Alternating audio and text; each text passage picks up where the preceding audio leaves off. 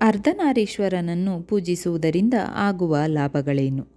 ಭಗವಾನ್ ಅರ್ಧನಾರೀಶ್ವರನನ್ನು ಆರಾಧಿಸುವುದರಿಂದ ಪತಿ ಮತ್ತು ಹೆಂಡತಿಯ ನಡುವೆ ಗೌರವ, ಸಾಮರಸ್ಯ ಮತ್ತು ವಾತ್ಸಲ್ಯವನ್ನು ನೀಡುತ್ತದೆ ಮತ್ತು ಸೌಹಾರ್ದ ವೈವಾಹಿಕ ಸಂಬಂಧಗಳನ್ನು ಪುನಃ ಸ್ಥಾಪಿಸಲು ಸಹಾಯ ಮಾಡುತ್ತದೆ. ಜೊತೆಗೆ ಆರಾಧಕನಿಗೆ ಶಾಂತಿ, ಸಮೃದ್ಧಿ, ರಕ್ಷಣೆ ಮತ್ತು ಸಂತೋಷವನ್ನು ನೀಡುತ್ತದೆ.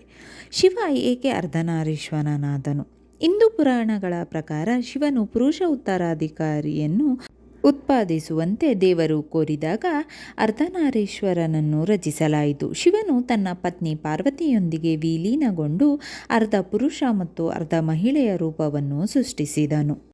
ಇನ್ನೊಬ್ಬ ಮಹಿಳೆ ಗಂಗಾ ನದಿ ಆಗಾಗ್ಗೆ ಶಿವನ ಬೀಗಗಳಿಂದ ಹರಿಯುವುದನ್ನು ಚಿತ್ರಿಸಲಾಗಿದೆ.